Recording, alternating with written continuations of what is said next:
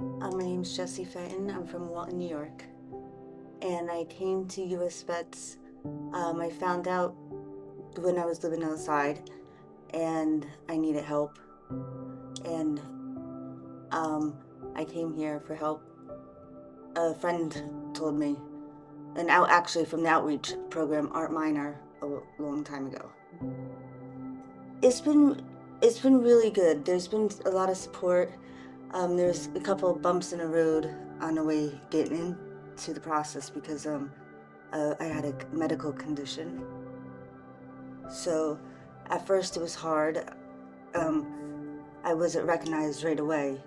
So it took some time, but once word got to the appropriate people, Carrie, she had come to the hospital. No, not to the hospital. She had called me and I met up with her, and then she said that she had a room for me. And that was in May 2024. I was in and out of hospital for 6 months. Well, it came to me at first. I never wanted to join U.S.VETS because there's so much politics. But once when I got to know people and seeing that they're really there to help, it's improved me and helped me through this journey that I'm going through. The support is there, the tools are there with the right people, and everybody has the opportunity to take those and take advantage of that.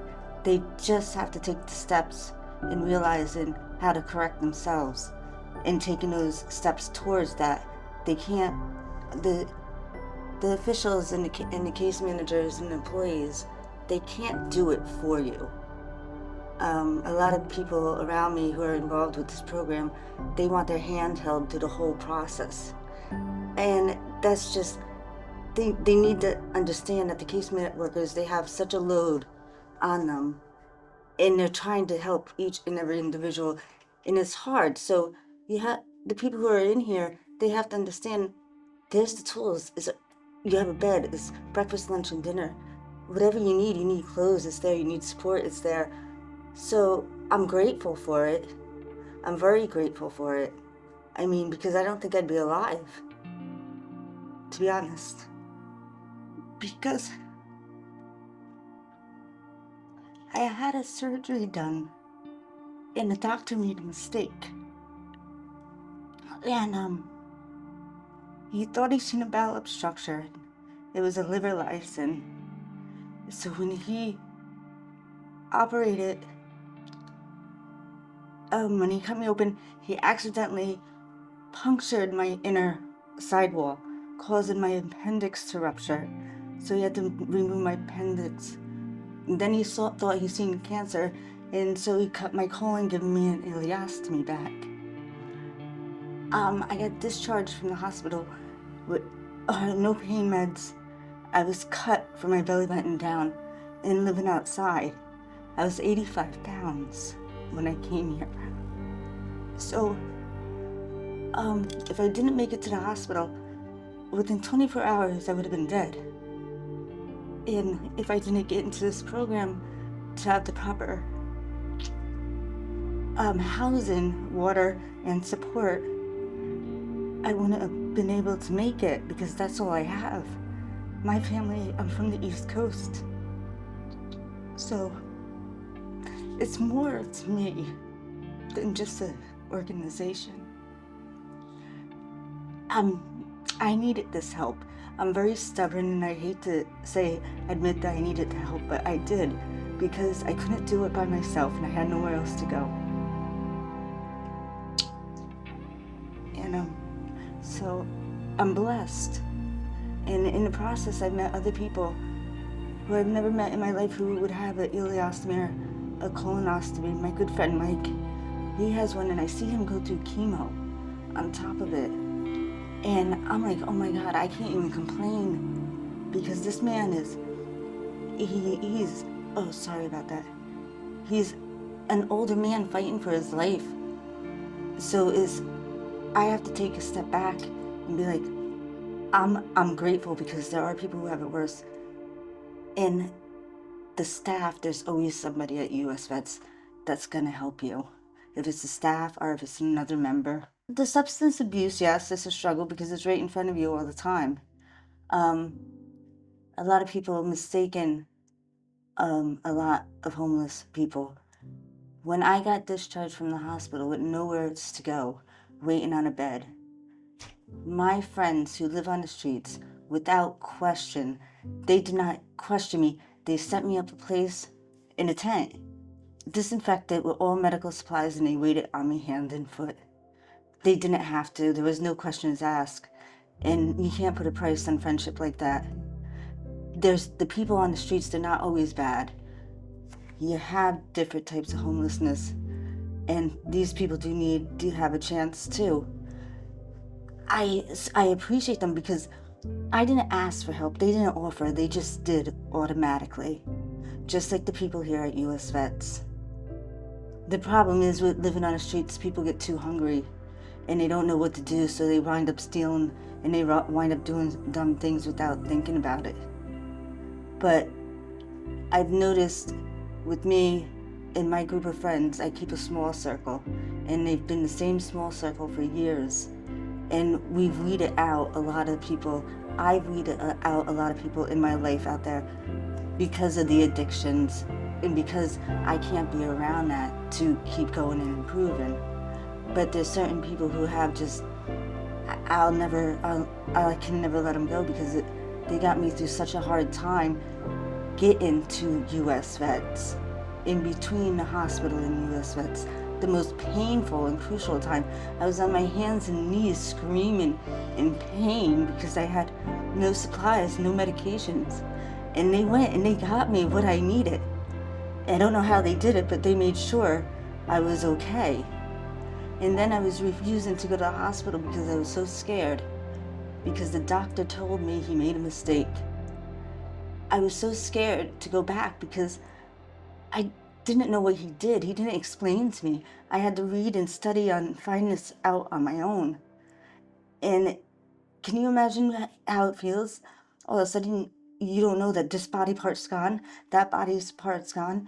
You don't know what kind of surgery was done. You went in there for a small incision, and then all of a sudden you're butchered. I felt like a deer in a tree. It just, no explanation except I made a mistake. How do you do that? And if it wasn't for carrying some people, just checking up on me in the beginning, I wanted to lay in my bed the whole time, and I had to force myself to get up. And thank Carrie always, every single day, checking on me. And it was nice because you know why? I knew she cared. It was nice I had somebody who cared. I was in a program where there's caring people, and I didn't have that for the longest time. Like actually solidness, family, a place of security where I can lay my head and not have to worry about getting my things getting stolen. I mean, it's hard. It's hard, but there's good people out there too. I mean, it's not, everybody needs to learn to help each other. That's the problem today. One hand should wash the other, but people don't know how to do that no more. They're too negative. They think about the bad instead of the good all the time. Let's reverse that. Even you have the news, the society thinks negative, negative, negative. No, stop advertising the killings and who's doing wrong and who's doing what. Say, hey, today's a beautiful day, and Beckton Regional High won the football game, instead of saying, well, there was a mass murder and 25 people got shot. Let's focus on the good, and you want to know something? You're going to have a lot better off people during the day, going to work a lot happier. But I knew if I did, I'd be a hypocrite, because I was always the positive person. I was the one telling people out there, you can do this. Whatever you put your mind to, you can do it. You can change anything. You have to control your mind. You have to take your spirit out of your body and look down at yourself and say, what am I doing wrong and how to fix it? And then all of a sudden, I'm in this situation and I'm like, I can't do this. It's too hard. I can't. I couldn't. And then I turned around and I said, oh my God, I can't just give up because I'd be the biggest hypocrite in the world. And now, for the first time, I'm in a position where I have to take my own advice. When I finally got to Tripler Hospital, I went there, and the first 2 days, I didn't open the blinds. I didn't want to wake up. I didn't put the TV on, just dark. I just laid in it with my eyes shut. The nurse came in, and I just started bawling, crying to this nurse. I don't even know what I said, but I wound up falling asleep. The next day I woke up, there were signs all over my room. The nurse and the nurses and the attendants, they drew pictures saying, you got this, we're here for you, you can do this. Next thing you know, she comes in with a wheelchair and she says, come on, I'm gonna take you outside. She took me outside for an hour and a half. And by the time I got back in the room, all of a sudden I opened the blinds, the TV went on, and I'm thinking about, I'm gonna sign up and go back to school again. The kindness and the caring for her to do that one simple thing changed my whole attitude. And I've been like that ever since. The staff here at U.S.VETS and the nurses at Tripler have done a wonderful job. And I can't thank them enough, because they are my family and they are the ones that have gotten me through this. They know that there's resources and help. They just want to have to do it. They need to take that step on their own. And if they can't, then still reach out. Somebody will come and help you and take it with you. They'll guide you. There's outreach programs here. They will come get you. There's phone numbers to call. They'll come and find you. I know that. They did for me. They found me. And they'll do that for everybody else too. But you have to make some kind of effort to show them that you want to do this. They can't, it's like you can't lead a horse to water and make it drink. That saying. It's the same thing. Not everybody's going to do it because they don't really want to change. The high is too good for them. But guess what? That's not the most important thing. Your life is. And there's so much more out there to see. We are just on an island. We're a little bitty island in the middle of the ocean. We have a whole world and so many opportunities. 46, 5 years old, 90 years old. Whatever you want to do, it can be done. I believe that. And I believe I'm here because God has a place for me. And He's guiding me to where I need to be and what I'm supposed to be doing. And that's why I'm still here.